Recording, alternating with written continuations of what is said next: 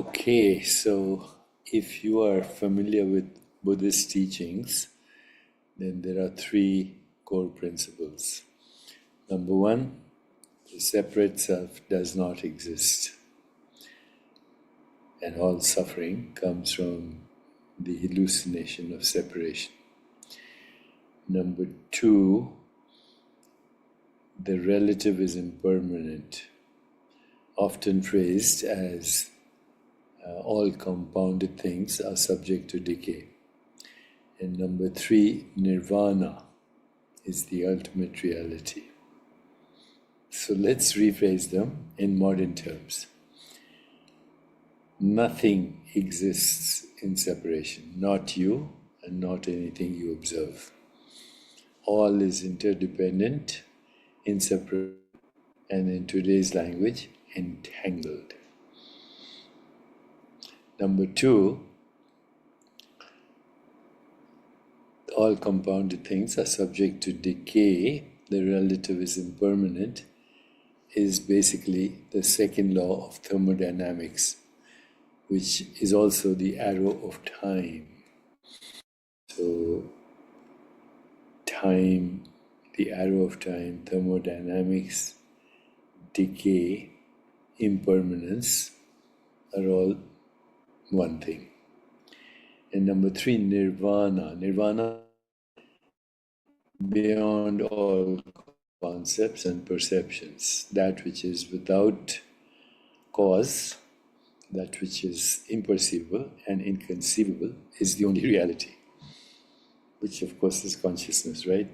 Formless, boundless, borderless, inconceivable, imperceivable, infinite, fundamental, spaceless, timeless, incomprehensible is the reality, and that is consciousness. So look at these three principles. They're very scientific principles, very scientific principles. The first principle is entanglement, the second principle is thermodynamics, and the third principle is the source of all experience, which is causeless, spaceless, timeless, and formless.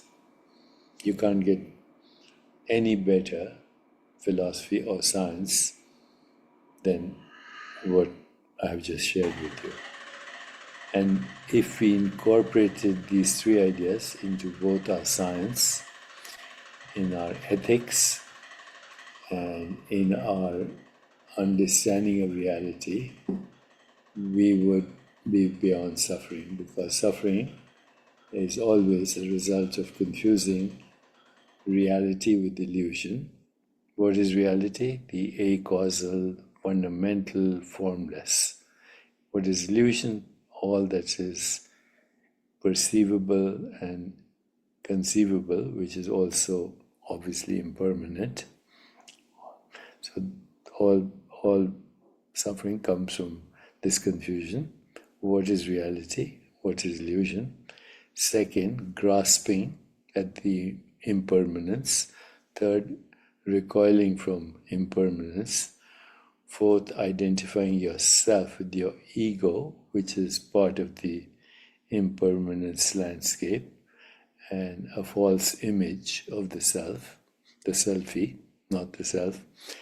And finally, the fear of death, which comes from identifying with impermanence instead of identifying with the causeless, fundamental, formless source, which is timeless, always now, eternal and permanent. So no need to grasp, no need to recoil, no need to show off with your ego, no need to confuse reality with illusion. How profound, how beautiful, and how extraordinary, and how prescient, because these principles were enunciated 2,500 years ago, before anyone knew anything about quantum mechanics or entanglement or thermodynamics or the causeless cause, which is formless being. These days, frequently referred to as the quantum vacuum. But it's not the quantum vacuum, it's the field of consciousness that is the real nothing that gives rise to everything. Let me know if this feels liberating to you. Take care, my friends.